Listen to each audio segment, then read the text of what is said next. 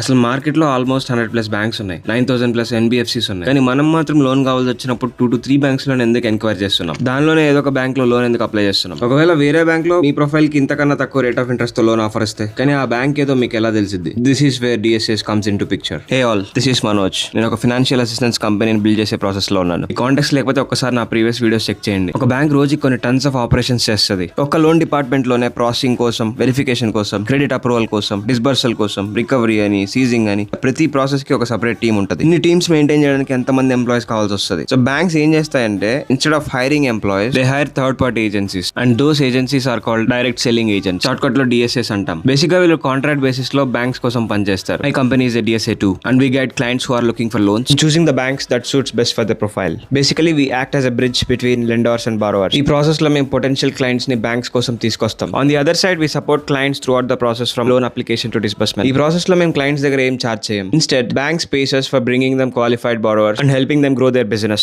This is just one side of my company. నా కంపెనీకి ఇంకో పోర్ట్ఫోలియో ఉంది. టైం వచ్చినప్పుడు నేనే రివీల్ చేస్తా. సబ్స్క్రైబ్ చేసుకోండి. నెక్స్ట్ వీడియోలో మళ్ళీ కలుద్దాం.